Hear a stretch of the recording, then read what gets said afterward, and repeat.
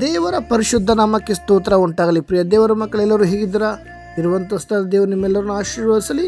ಹೌದು, ಈ ಒಂದು ವೇಳೆ ದೇವರು ಕೊಟ್ಟ ಆ ವಾಕ್ಯವನ್ನು ನಾವು ಧ್ಯಾನಿಸೋಣ. ಕೀರ್ತನೆಗಳು 51ನೇ ಅಧ್ಯಾಯ 15ನೇ ವಾಕ್ಯ. ಕರ್ತನೇ, ನನ್ನ ಬಾಯಿ ನಿನ್ನನ್ನು ಸ್ತೋತ್ರ ಮಾಡುವಂತೆ ನನ್ನ ತುಟಿಗಳನ್ನು ತೆರೆಯ ಮಾಡು.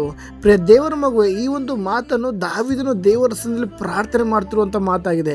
ಯಾಕಂದರೆ ನಾತಾನ್ ಪ್ರವಾದಿ ದಾವೀದನು ಮಾಡಿದಂಥ ತಪ್ಪನ್ನು ತಿಳಿಸಿದಾಗ ಅವನು ದೇವರ ಸಮ್ಮುಖದಲ್ಲಿ ಪ್ರಾರ್ಥನೆ ಮಾಡ್ತಾ ಇದ್ದಾನೆ. ಪ್ರಿಯ ದೇವರ ಮಗುವೆ, ಇದೇ ಪ್ರಕಾರ ನಾವು ಈ ವೇಳೆ ನಮ್ಮ ಪ್ರಾರ್ಥನೆ ಹೇಗಿದೆ, ನಮ್ಮ ಬಾಯಿ ಯಾವುದೇ ಪರಿಸ್ಥಿತಿ ಬಂದರೂ ಸಹ ದೇವರಿಗೆ ಸ್ತೋತ್ರ ಮಾಡುವಾಗಿರಬೇಕು. ಯಾಕಂದರೆ ಬಾಯಿ ನಮ್ಮದೇ ಆಗಿದೆ, ಆದರೆ ಅದರ ಕಂಟ್ರೋಲ್ ದೇವರದಾಗಿರಬೇಕು. ಆವಾಗ ನಿನ್ನ ಕುಟುಂಬದಲ್ಲಿ ಯಾವುದೇ ಪರಿಸ್ಥಿತಿ ಬಂದರೂ ಪ್ರಿಯ ದೇವರ ಮಗುವೆ, ಒಂದೇ ಒಂದು ಮಾತು ಸಾಕು, ಕುಟುಂಬ ಒಡೆದೋಗುತ್ತೆ. ಒಂದೇ ಒಂದು ಮಾತು ಸಾಕು ಕುಟುಂಬ ಕಟ್ಟೋದಕ್ಕೆ. ಅದಕ್ಕಾಗಿ ನಿನ್ನ ಮಾತು ದೇವರ ಕಂಟ್ರೋಲಲ್ಲಿರಲಿ. ದೇವರು ನಿಮ್ಮೆಲ್ಲರನ್ನು ಆಶೀರ್ವದಿಸಲಿ.